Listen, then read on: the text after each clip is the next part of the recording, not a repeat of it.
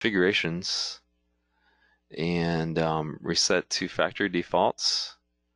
And I'll go ahead and option all the checkboxes here, and I'll just go ahead and press reset. This reset will erase all data from your phone's storage. Continue. Yes, I will. All right, so that phone is being configuration file is going to be erased. So at this point, once it comes up, it's not going to have any settings in it that I've put in it or the PBX. But it will go out and it's going to be trying to contact the provisioning server. And once the provisioning server recognizes it, it'll recognize the IP address where it's located, and it will tell the phone to go out and get the configuration file from the ECQX. Okay, so this is basically out of the box. You power the phone up. As long as you got these MAC addresses listed, you can point those over to the PBX. Now, all your settings on the PBX, they're going to remain the same. In your interfaces, I don't need to change anything from the previous method. Okay, I just leave my settings here, Fanville X4, and it should recognize those. Okay, it should recognize the MAC address just like it did in the last scenario. All right, that phone is going to, it's already done a factory reset. It's done the first reboot, and it's doing a second reboot. I'll keep an eye on it, and I'll let you know when that's finished. All right, the next method is going to be using OpenVPN. Okay, we're going to try to demonstrate that. All right, so first of all, you're not going to get too far with this OpenVPN configuration without looking at the document on our support portal. Just search for OpenVPN, search for IP phones. Either way, you're going to you'll find the document for configuring the phones using OpenVPN. All right, so some of the recommendations.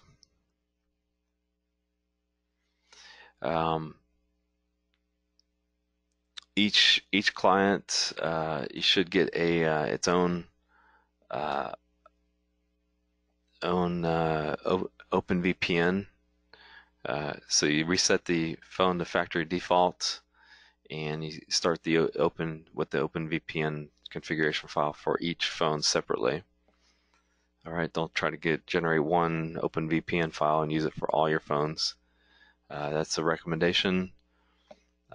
Suggested that you have a static IP on the phone. That's a recommendation. So there's definitely some suggestions here that would be that you'd benefit from. Okay.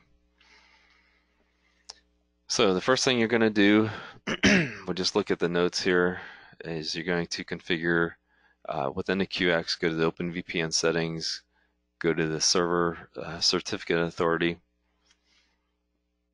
and you're going to enter the settings there. It's recommended that you use SHA-1. Okay, and then you're going to go to the Pbx server configuration, and then from there you're going to start configuring the individual phones. And so let's proceed. All right, so we're back in the Pbx, and the phone is still rebooting for a second time, I guess it is. And second, maybe the third time, because now it's got the configuration file, and that phone is up and working once again.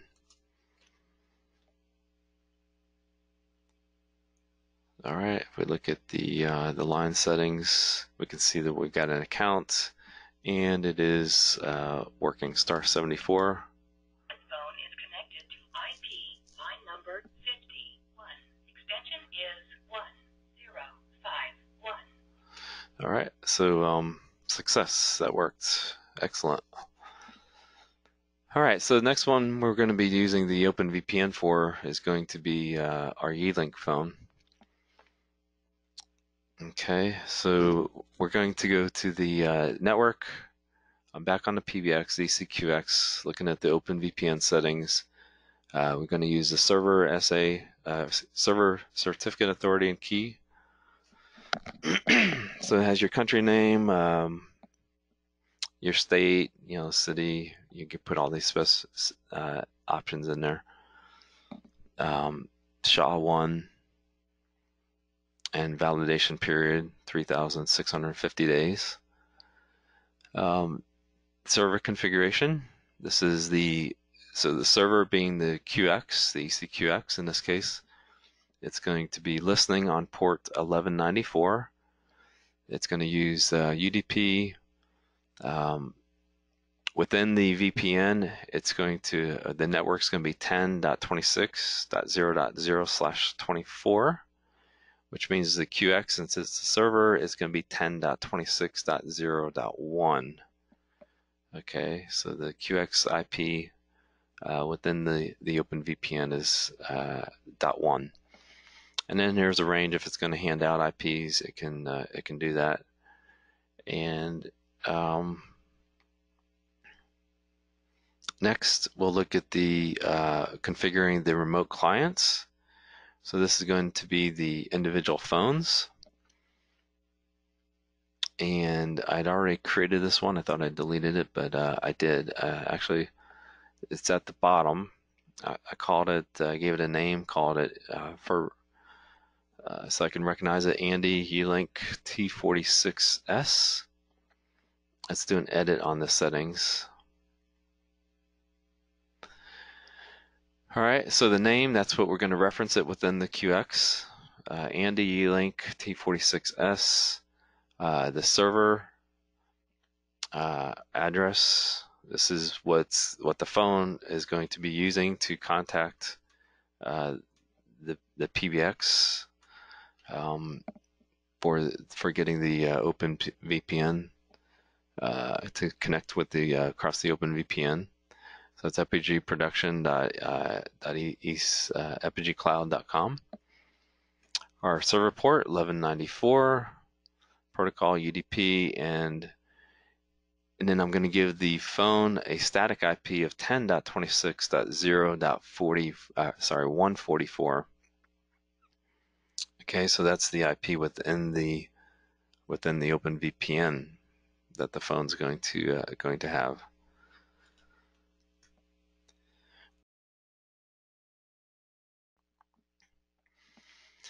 Okay, so you can see that. So it has a static IP 10.26. It's the last one here at the bottom, and I can get a download here. I can download the file. It says download. Put a check beside it, and at the top says download for the IP phones, and then I choose the model, and this is the Fanville X4. So I can download that, and you can see the that's been generated. I can use that file,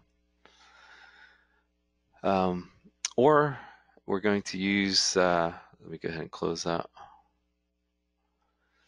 Or I'll show you in a minute where you can get the same file from the IP line settings. Okay, so at this point, we need to continue configuring the phone. We're going to go to the IP line settings, and we also need to configure some settings within the phone itself. Now I will follow along with my document, and it tells me the next step is going to go to the IP line settings. So interfaces, IP line settings, we're going to use IP line 1052. And this is a phone model. This is Yealink T46S. Down towards the bottom. The MAC address, okay, which I do have here. Um, so I thought maybe I don't have the MAC address. Let me go get it out of the phone.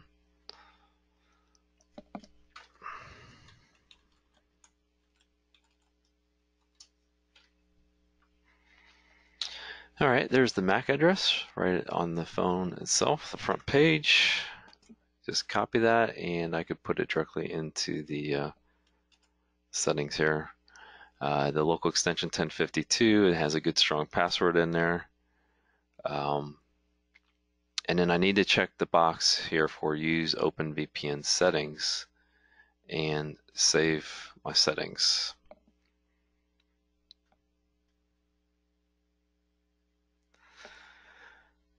Okay, so at this point, I can also I can download that file right here. Okay, so I need to choose. First of all, I need to specify which phone it is. Just scroll down, and you'll see that this is the Andy E-Link T46S. Okay, every time you download it, you will need to change that to yours, and I download it here locally, and you can see it's a tar.tar file. It's a compressed file. Okay, so now we're going to log into the phone, and we need to upload that file to the phone itself. All right, we're going to go to the T46S.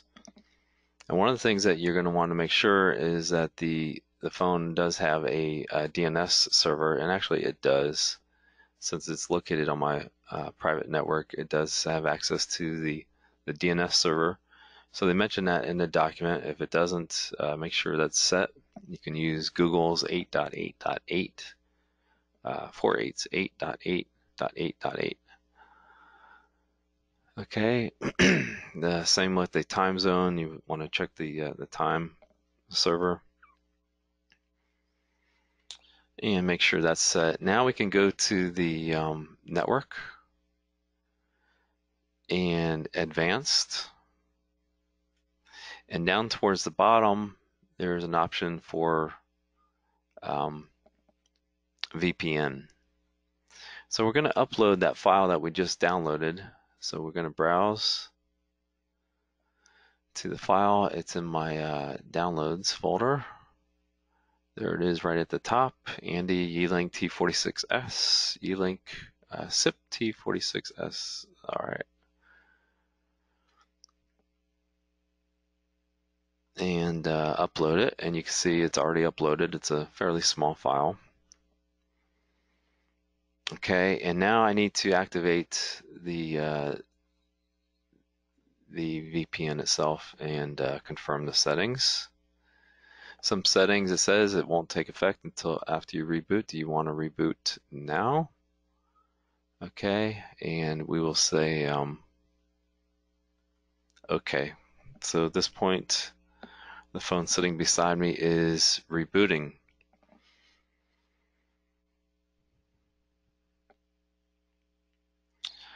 All right, and so we'll just give that a moment here to reboot, and we'll look at a couple other things as it comes along.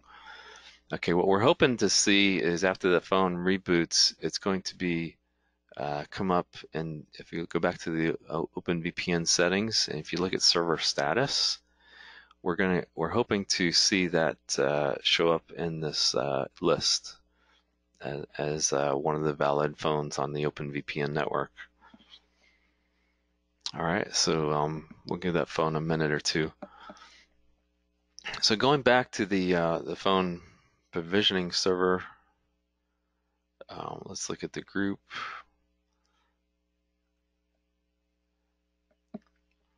So I'm back to the Fanville. Okay, I'm bouncing around a little bit just to kill some time, obviously, while the phone is rebooting. But you've got the Fanville, the X4. Once it reaches out to the provisioning server, it recognizes the IP address of where the phone is coming from, and so you have that, and then it got the QX settings, where to find the QX, it got that in the group settings. All right, and if we log back into that Fanville phone, you'll notice that we will have updated the auto provision settings with our recommended settings that came from the oops, wanted me to log back in again. Timed out, I guess.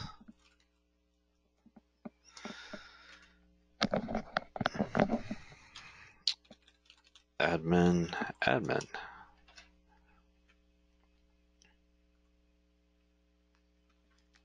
So now if we go down to the static provisioning server, it's the PBX that populated this field this time, as opposed to us manually doing it. All right, so you kind of get a feel for how the whole process works. Okay, the phone is finished. It's done rebooting, and as you can see, it is now in the VPN. Okay, we recognize it. Here's the IP address, 10.26.0.144. However, at this point, all it's done is it put itself into the VPN, and so the next step would be for the phone to request the configuration file. Okay, and so let's see if we can log back into this phone.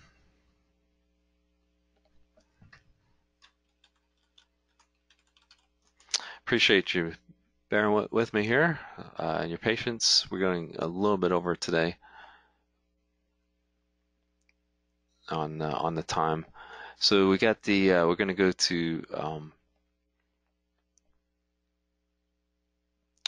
to settings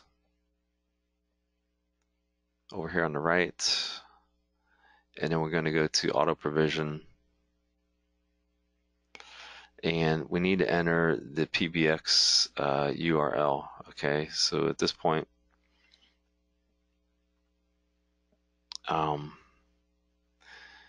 you might think that we're going to enter the Epygi. You might think, okay, you put in the Epygi production QX Epygi cloud, but no, the URL is actually going to be the QX IP 10.26.0.1. That's the IP that it has in that VLAN.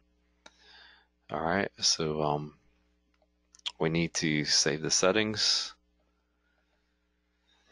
and nothing's going to happen until we do the reboot. Okay, so this is, I think it's on our upgrade. Here's the reboot option right here in the middle. Reboot. Do you want to reboot the phone? Yes, we do. All right, so so that phone is rebooting, and with any luck, it should come up. It should get the configuration file, and it should get registered on the PBX.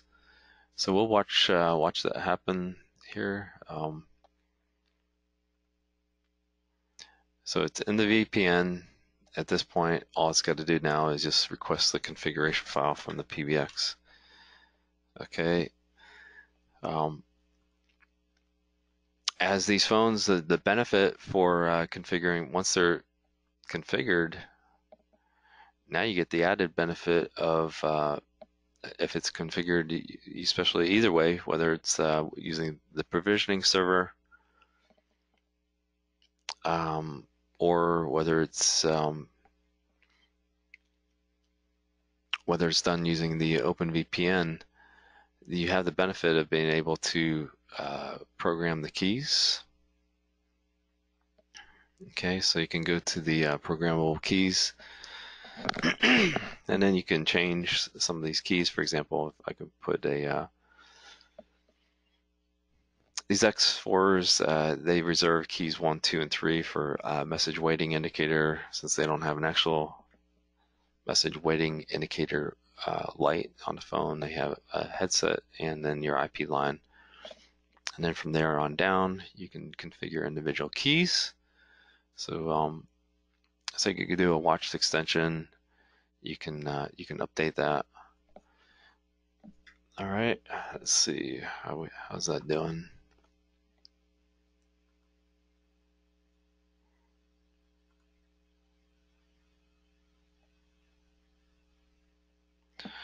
All right, let me see if we can choose one of these. So for example, if I want to do a watch extension of 52, this is going to be my other phone that I have located here.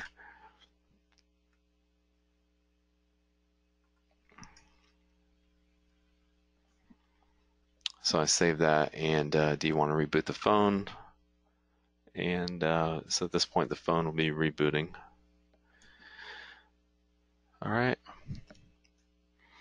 Good news is the E-Link is its provision. It has now come up. All right, that didn't take too long. So turn up the volume here, *74. This phone is connected to IP line number 52. Extension is 1052. Username is 10. All right, so that's come up for us.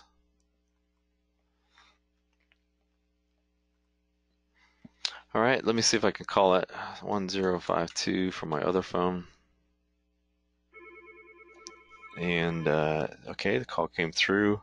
Now keep in mind, these phones are on a private network. Okay, so it had to negotiate the NAT, and it came up and it's working for us. All right, let's see if we can log into the phone here real quick, the E-Link,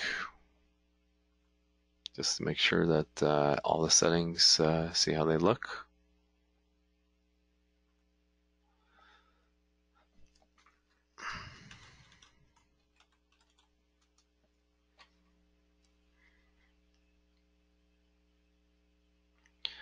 All right, so there it is, account 1, local extension 1052. It is registered. If we look at the account settings, you can see that it's also registered.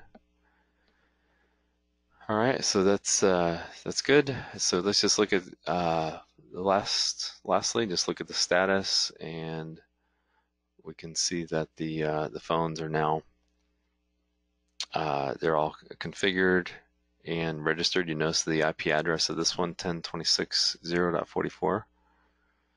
Okay, the 1051, it's not currently registered. It's going through the reboot process as we configured that last key, so it'll be rebooting for us.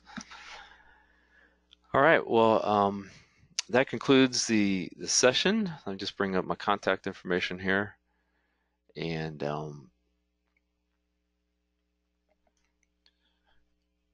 that concludes the session. I appreciate everyone's time. I thank you for joining. I'm going to open up here in a moment to see if there's any questions. But I appreciate everyone joining, and look forward to seeing you on some of the sessions coming up.